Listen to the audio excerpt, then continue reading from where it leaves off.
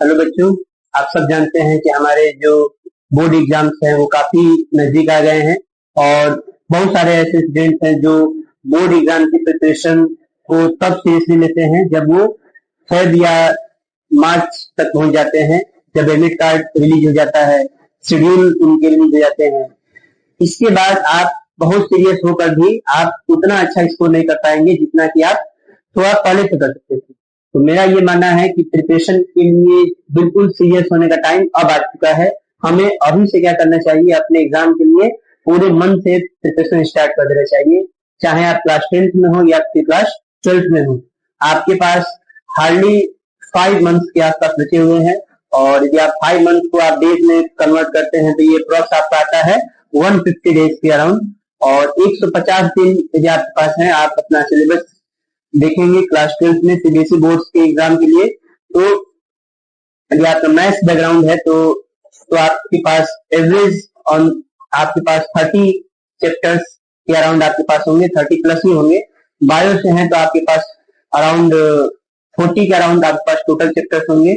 और 40 चैप्टर्स आपके बस मैंने अभी बताया साइंस स्ट्रीम में, फिजिक्स केमिस्ट्री बायो में, और 35 के अराउंड आपके हो गए मैथ्स और आपके फिजिक्स और केमिस्ट्री में।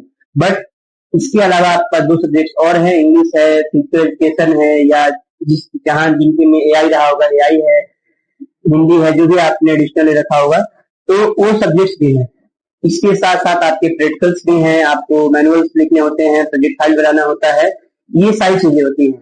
तो हमें अपने एग्जाम के लिए प्रिपरेशन यदि हम दिसंबर या जनवरी से स्टार्ट करते हैं तो ये काफी लेट हो जाएगा। उस केस में आप बस एग्जाम के पर्सपेक्टिव से आप पढ़ते हैं। आप कोई भी चैप्टर्स या जो भी आपका जहाँ भी आपका वीक पोर्शन है, जो भी आप चैप्टर्स आपका उतना अच्छा नहीं है, आप उसको भी ठीक नहीं कर पाते हैं। तो इसलिए ये आपको बोर्ड एग्जाम देना है तो आपको इसकी प्रिपरेशन आज से ही शुरू कर देनी चाहिए। और हमारे पास ऑन एवरेज पर चैप्टर के लिए देखा जाए तो 3 डेज के आसपास बचे हुए हैं, और 3 days is not more than sufficient. It is just sufficient because आपको चैप्टर्स पढ़ने हैं, रिवाइज करना है, उनके क्वेश्चन सॉल्व करने हैं, एनसीईआरटी सॉल्व करनी है, पीवाईक्यू सॉल्व करना है। इसके साथ साथ आप एग्जाम्पल आता है एनसीईआरटी का, उसको सॉल्व करनी है। उसके साथ साथ कुछ एडिशनल बुक्स यदि आप चाहे तो आपको उसके भी लगाने होंगे। तो ये सारा कुछ करने के लिए 3 डेज पर चैप्टर के लिए सफिशियंट नहीं है। और अभी 3 डेज बचे हुए, बट फिर भी आप चाहें तो आप डेली के 7 to 8 आवर्स यदि आप देते हैं तो आप इसको इजिली अपने टारगेट को आप अचीव कर सकते हैं। अपना टारगेट रखेंगे हम कि मेरा सिलेबस जो है वो दिसंबर तक कंप्लीट हो जाए, और इसके बाद हम क्या करें, 2 महीने जो है हम जनवरी और फरवरी जो है अपना वो रिवीजन के लिए देंगे।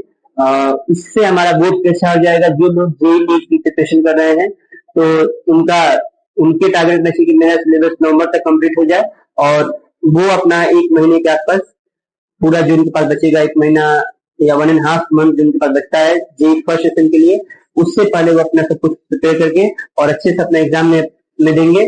देन वो आएंगे तो उनके पास पहले से प्रिपरेशन रहेगी, तो वो बोर्ड्स के लिए भी उनको उतना दिक्कत नहीं होगा।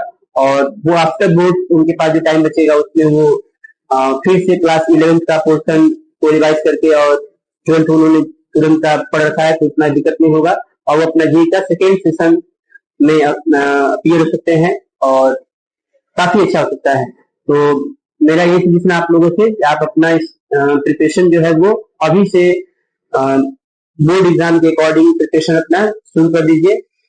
All the best, thank you.